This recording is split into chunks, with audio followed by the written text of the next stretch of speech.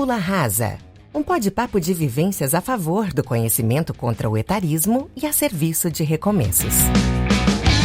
Olá, muito bem-vinda, bem-vindo. É um prazer receber você aqui mais uma vez. Hoje nós vamos falar no episódio número 3 a importância dos mentores na nossa vida e as regras do jogo que imperam durante toda a nossa carreira profissional e futuramente a carreira de aposentado voluntário.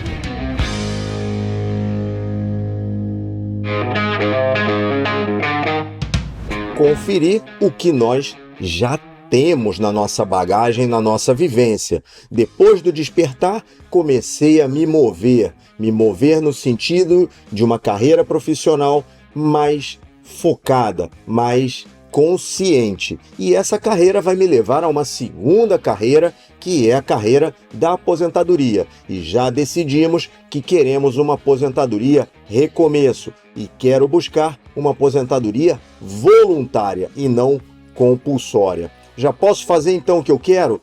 Não. Mas eu já tenho conhecimento, repertório, boa reputação e um bom trabalho. O que vem agora? O rito de passagem à senioridade, ele existe sim e tem um nome. É crise da meia-idade. Existem muitas incertezas e medo que vão tirar o nosso foco, gerar muito nervosismo e ansiedade. Convém ficar muito atento a essa fase. Se eu soubesse o que não está nos manuais, minha vida poderia ter sido bem diferente. Então, a importância dos bons mentores vem no momento que exatamente nós precisamos deste conhecimento. Quem tem padrinho não morre pagão. No marcador número 3, aprender a regra do jogo com estes verdadeiros mestres na arte de jogar vai facilitar muito a nossa jornada. No plano de carreira recomeço, empregado não pode ser uma peça passiva. Deve conhecer as regras porque elas vão apontar a carreira para a direção correta. O mundo que tinha ficado um pouco parado, ou talvez um pouco mais lento durante algum período, decide engatar uma quinta marcha e acelerar todas as transformações. Abrimos a caixa de Pandora e quem estava lá dentro? A internet e a gestão automatizada que ajuda nesse momento de transformação no ambiente empresarial. É a era da convergência. Computadores, telecomunicações e mídias convergem para um objetivo único de progresso e evolução social e econômica. O excesso de informação gera essa ansiedade e insegurança do uso de tamanha quantidade de dados. Aprender, então, como higienizar e processar todos esses dados vira uma nova profissão. Em alguns casos, até um hobby. Essa mineração de dados começa a abrir as portas para um novo futuro que se apresenta diante das pessoas e das empresas. Don Peppers vem relembrar também que o gerenciamento do relacionamento com clientes é a principal ferramenta para esse novo ambiente onde determinadas certezas começam a ser questionadas, avisando, é preciso muita preparação, um processo estruturado, um método, repetir exaustivamente até ter certeza que funcione, gerenciar expectativas para finalmente entregar aquilo que foi prometido. Nessa época eu tive a sorte de viver um grande momento da indústria automobilística no Brasil, que foi o lançamento da venda do Celta através da internet. Um veículo 0 km fabricado numa fábrica extremamente moderna em Gravataí, no Rio Grande do Sul, e trazia como principal diferencial o poder nas mãos do consumidor. Ele podia configurar o seu veículo, escolher onde seria entregue, escolher a maneira de pagar, comprar qualquer hora do dia ou da noite através de um clique. Ou seja, tudo isso daí que a gente falou até agora era possível. Romper esses paradigmas foi uma questão de desvendar esses primeiros segredos que a internet trazia para ter vendas e vendas que perdurem na história de uma empresa. Precisa ser construído relacionamento de longo prazo com os clientes. E esse relacionamento estava começando a enfraquecer. Então voltam aos talentos sêniores especialistas nessa parte comercial para ver como que vocês faziam. E eles generosamente dão importantes lições, como por exemplo, ouvir com interesse, respeitar limites, negociar o que for possível com transparência, explicar os porquês, reconhecer erros e resolvê-los imediatamente. Alguém só vai negociar com um bom profissional se houver respeito e confiança. O imperativo maior nesse caso é o fio do bigode. Na hora que foi preciso contratar mais talentos pelo país, eu tive a sorte de sair dessa bolha urbana. Um momento de questionar falsas certezas, ver que mercados locais têm inteligências próprias, problemas e soluções diferentes, uma sabedoria única, desafios e armadilhas aos tolos que desafiavam essa lógica. Onde o genérico não funciona, tem que ousar e customizar. Só com esse detox da matriz é que foi possível compreender in loco as dores, as belezas e as alegrias de cada um desses locais. O progresso só foi alcançado quando houve coragem para mudar de opinião, dar o braço a torcer e ajustar cada ação para cada necessidade. Quando começam essas mudanças interiores, não tem mais volta, é viciante, para frente que se anda. Para entender alguns conceitos, às vezes a gente tem que estudar um pouco mais de outras áreas até. Então eu fui num conceito de 1965, no qual o psicólogo Elliott Jacques cria o termo crise da meia-idade, para nominar o sentimento de insegurança e angústia pela percepção da juventude acabando e a senioridade chegando. Nesse rito de passagem à senioridade profissional, nós acabamos tendo um corpo, mas com duas cabeças, uma júnior e uma sênior. O talento vai decidir e escolher qual cabeça deve seguir, e ele vai mudando essa decisão ao longo da experiência e maturidade que vai adquirindo. Lembrando, quem não perde, não ganha. Para ajudar a explicar ainda mais esse conceito, vem o Dr. Daniel Kahneman, que nos traz um elemento muito importante para ajudar a construir essa compreensão dessa mudança de fase na nossa vida. Ele diz que a gente tem duas dimensões psicológicas, olha só que interessante. Um eu projetivo, que pensa e sente fora da vida presente. São as lembranças dos feitos do passado e as expectativas e planos do que virá no futuro. Isso é muito forte no início da nossa construção de carreira. A gente se lembra de todos os momentos difíceis que a gente teve que estudar, que a gente teve que correr atrás dos nossos sonhos, que a gente teve que batalhar para o primeiro emprego e todas essas conquistas que a gente foi conseguindo ao longo da nossa vivência. E temos um eu experiencial, que dá muito mais valor a sentir o instante. Ele vive cada momento. Esse momento que dura 3 segundos, mas que é tão forte, que é tão intenso, que faz com que a gente sinta uma enorme felicidade desse milagre que acontece na nossa vida a cada presente que a gente recebe. Então, o momento mais baixo entre o eu projetivo e o eu experiencial é exatamente onde se dá esse ponto de crise. O eu projetivo está em baixa porque os planos foram realizados e os que não foram dificilmente serão. A gente se dá conta que muita coisa não vai mais para frente. Por outro lado, o eu experiencial está fraquinho ainda, porque a nossa maturidade, a nossa experiência não nos construiu ainda totalmente para viver a beleza de cada momento que a gente poderia estar saboreando melhor. Nosso paladar, infelizmente, ainda não está pronto. E a gente precisa de ajuda para sair dessa crise a partir desse momento.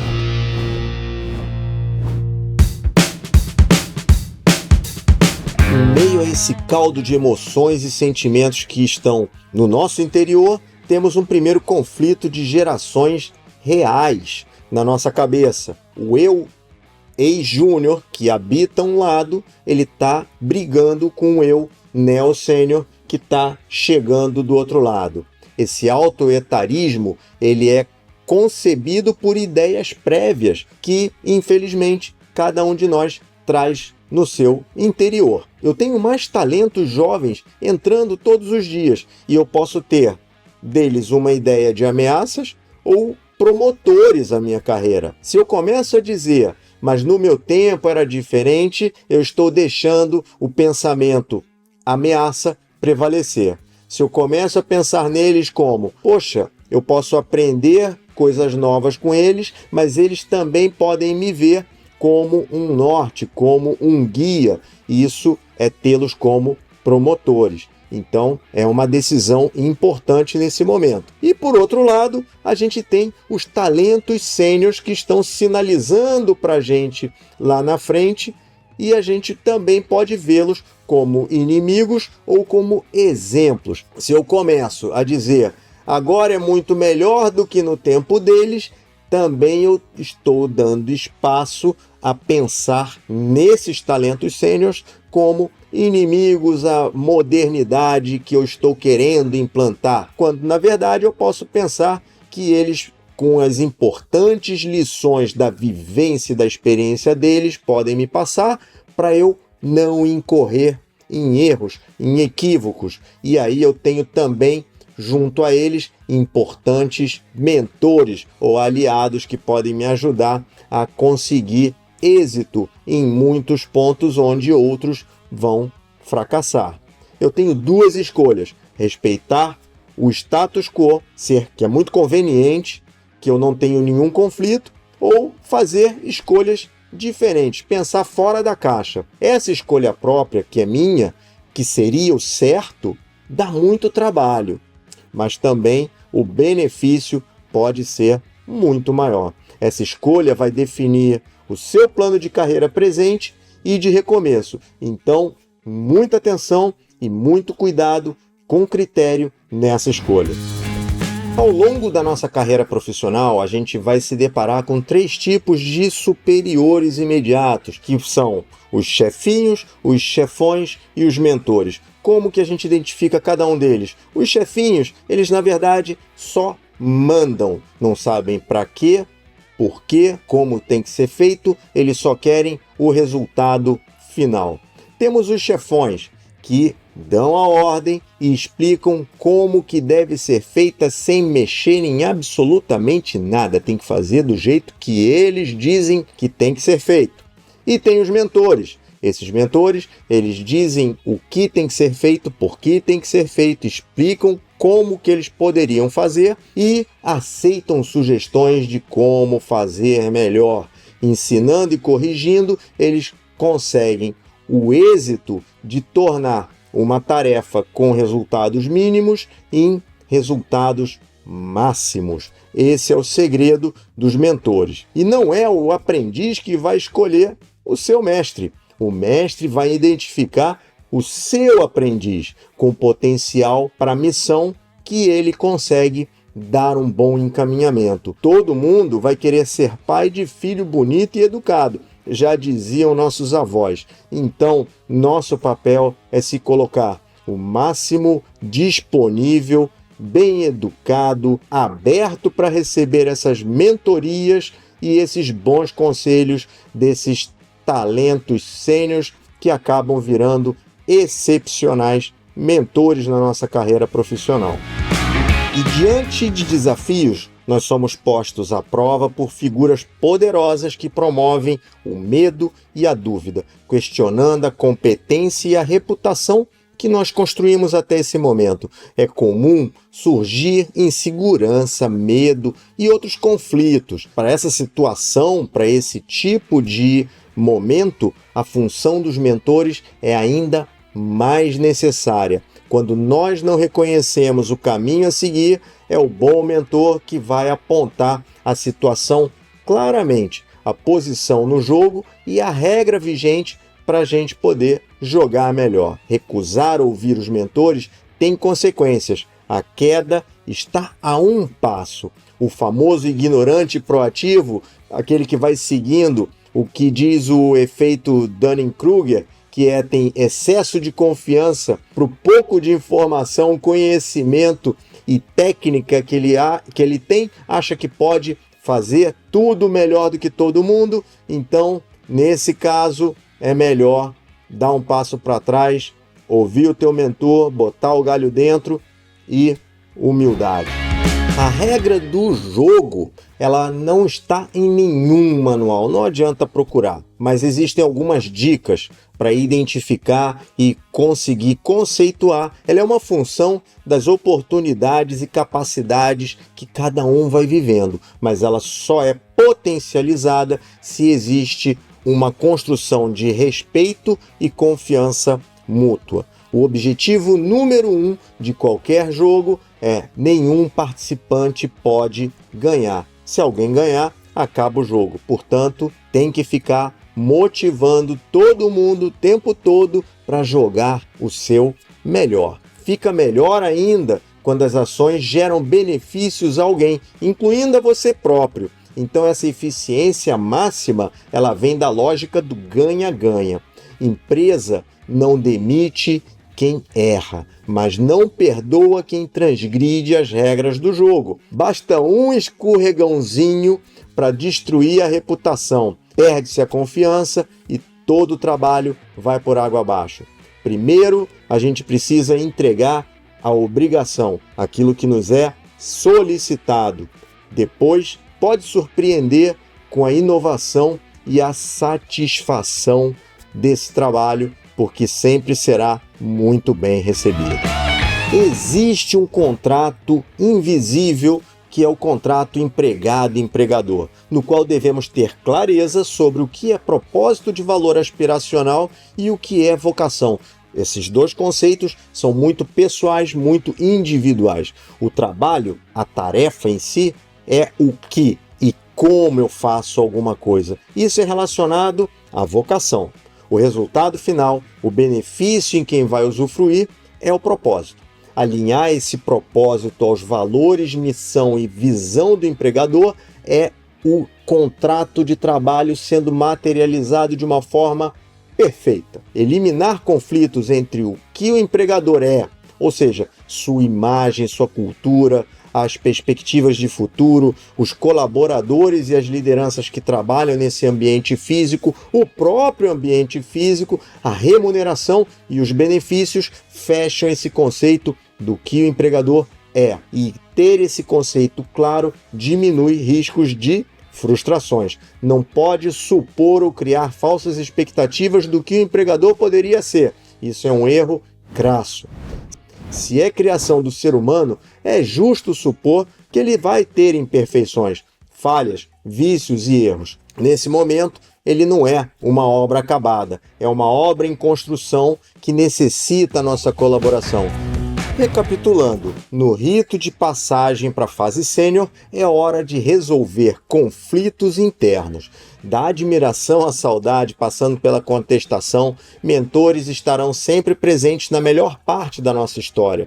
E alguns mentores me ensinaram uma importante lição. O maniqueísmo, essa questão de pessoal do bem, pessoal do mal, isso não tem lugar no ambiente profissional. Todos querem a mesma coisa, progredir na carreira a partir do empregador atingindo seu propósito. Conflitos pelo modo de atingir o alvo são aceitáveis e não é nada pessoal. Segunda lição era: manda quem pode e obedece quem tem juízo, mas pondere sempre. A lealdade acaba quando compromete o limite dos valores e da ética.